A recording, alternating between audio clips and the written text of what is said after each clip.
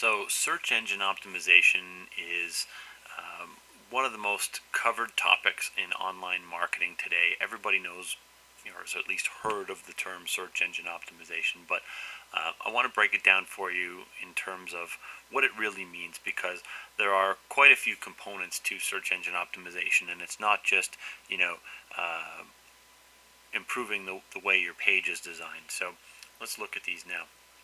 So what I consider to be SEO, or search engine optimization, critical components, the number one component I think when it comes to search engine optimization is link popularity.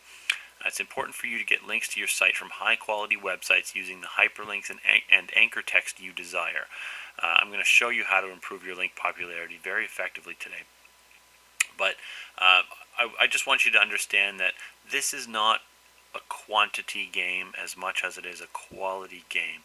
If you have really good quality links that have high page rank or just high popularity in general, you're going to do very well. You could have 10,000 crappy links on forum signatures, all over the internet, or you could have 500 really good links from some high quality sites like Flickr and YouTube and high quality Web 2.0 sites. So we're going to discuss link popularity at further length in this video. Page and site structure, we've already covered meta tags and titles and all that kind of stuff, so that falls under this category. But the additional factors here I want to talk about are domain name keywords, so the keywords that are actually in the domain name itself, the page names themselves, content duplication. You can't have the same site in 60 different places on your domain. Google's going to punish you for that.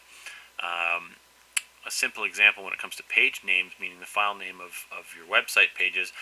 Here I'm using a free chocolate sample, so a good page name would be get-free-chocolate-by-mail.htm. A bad page would be page2.htm, which doesn't tell Google anything about the content of the web page. And again, we don't want to keyword load these pages. Be descriptive about what is on the page. Instead of saying contact us, you could say, contact us for free chocolate, or contact us for internet marketing, or something like that, .htm. Again, important to be relevant to the content of your page. Site depth and visitor statistics. Not a lot of people know that Google actually tracks the information about your website and uses it to determine your rankings. Google Toolbar is actually collecting data about how long people spend on a website, the number of pages they visit, the bounce rate, which is the percentage of people who hit their back button after landing. All of this information is used to determine a site's quality and ranking. So it stands to reason that a site with a 50% bounce rate might be better than one with an 80% bounce rate if all other things in terms of link popularity and site structure and everything else were equal. So don't think this just comes down to, I've got more links than the other guy, why am I not at the top of Google yet?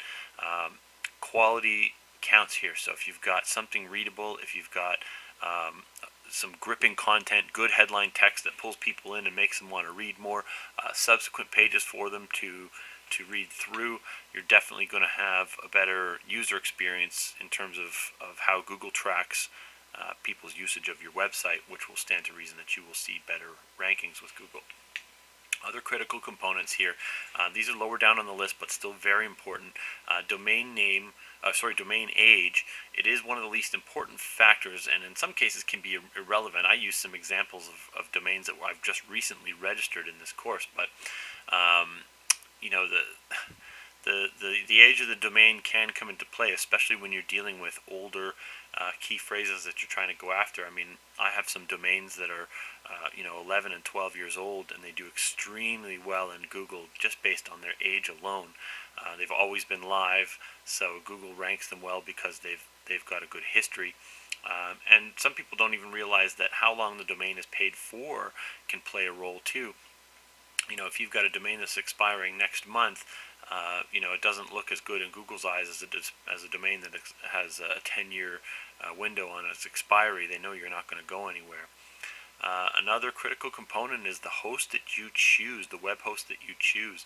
And there's really no way to know for sure if that host is banned from Google, but the best way to do it is to actually search for their domain name on Google, and if nothing comes back or their website doesn't come back, chances are they're in what we call a bad neighborhood.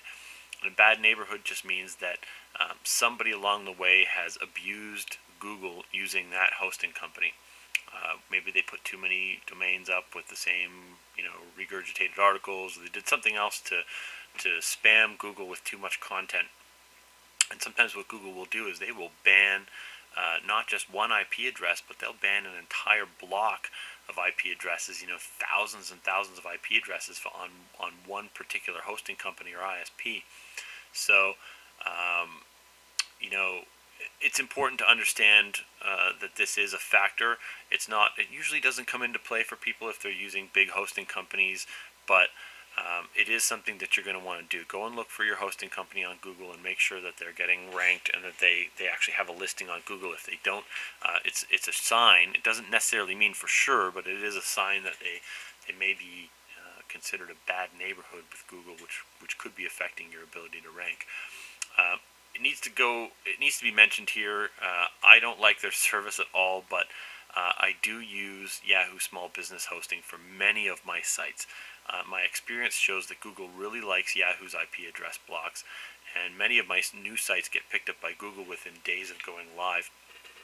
So if you're looking for a hosting company, I don't recommend them from a service perspective. Their service is awful, but in terms of having an easy to use host, they'll give you a domain and a hosting account for I think $9 a month with tons of great tools like WordPress blogs and all kinds of things you can just one-click install into your website. So that's also a very good hosting service.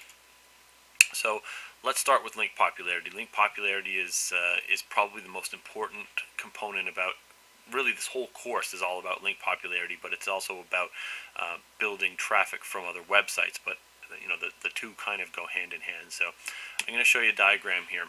Now, this is a diagram that I use in my courses to illustrate how link popularity works. So in the middle here is a picture of your website, and stuck to your website are blogs that you may be running, pages on your website, videos that you've published, press releases that you may have done, images that you've got out in the web space, other websites that support your site on some level, and articles that you may have written.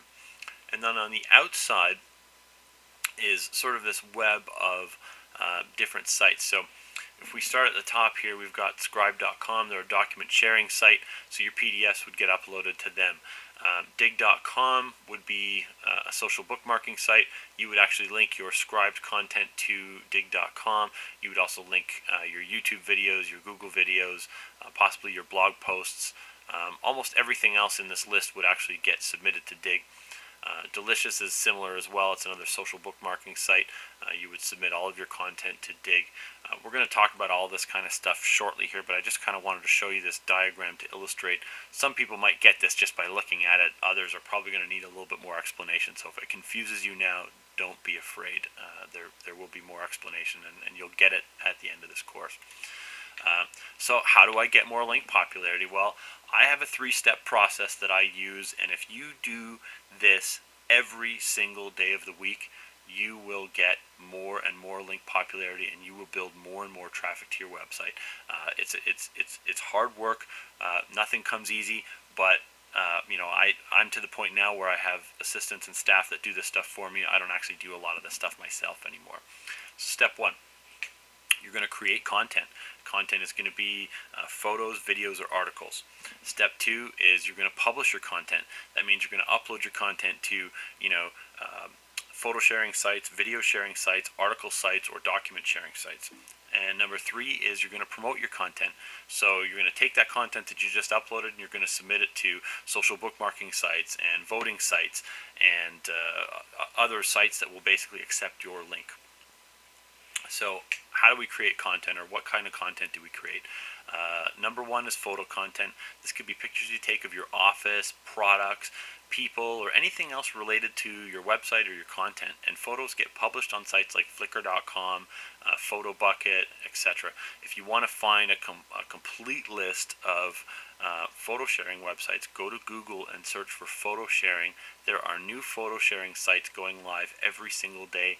I could put a list together, but it would never ever be up to date. There are thousands of photo sharing websites on the net, and if you really wanted to drill down, you could submit photos to all of them.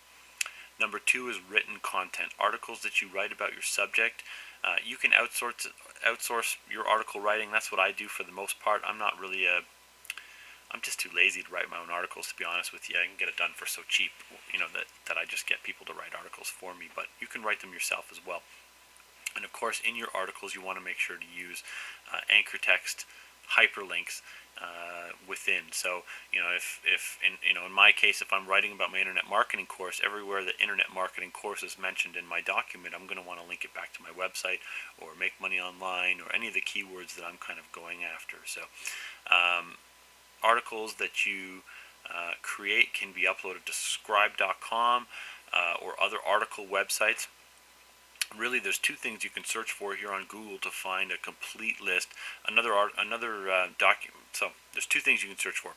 First one is document sharing. Scribe.com is a document sharing website, so similar to YouTube. You would just upload your PDFs or your Word documents directly to Scribe, and they're going to publish that content for you. Another example of a document sharing site would be docstoc.com. Just do a Google search for document sharing, and you will find dozens of really good quality document sharing sites. There are more popping up, but it's still a pretty new concept on the internet. Document sharing hasn't caught on as strongly as video and photo sharing has, but it probably will sooner or later, and it's definitely worth doing. And then the other category for written content would be article websites. So if you search for upload article or publish article, you're going to find there are literally thousands of article websites out. And I'm going to put a link list together on my website of some of these sites that I use, or that we use personally. But again, do your research, search Google, and you're going to find more of these sites than I could ever keep you up to date with. So I think it's important to stay on top of new sites, because Google likes a lot of these new sites. Number three, of course, video content. You see this stuff everywhere. People using YouTube.com to talk to the camera, or to talk to their customers, or they put up their customer testimonials, or demos of their product, or pictures of, or videos of pretty girls. I like to upload videos of girls playing with money, or whatever it might be. Any kind of video content. I mean, you can shoot video with your cell phone today. There's no excuse for not having video content out there in the Web 2.0 space. So again, you're going to publish your content. You're going to upload using various photo and video and document sharing websites. You can upload your content to hundreds of high quality websites. Make sure to provide your site's URL and your profiles whenever possible. And you're going to promote your content. So to promote your content, you're going to submit the content that you've uploaded, list your content on the various social bookmarking, voting, classified, and networking sites. Your content links back to you. So all you need to do is build the popularity of your content. Again, this looks a little scary right now. I'm going to take you through every single step, every single website, in all of my videos here. So this is just sort of a high-level overview of what we're going to talk about today. So don't let this steer you. This is definitely just explaining what we're going to do. We're going to dig right down into the details and do every one of these sites step by step, so that you can get your head around how things are done.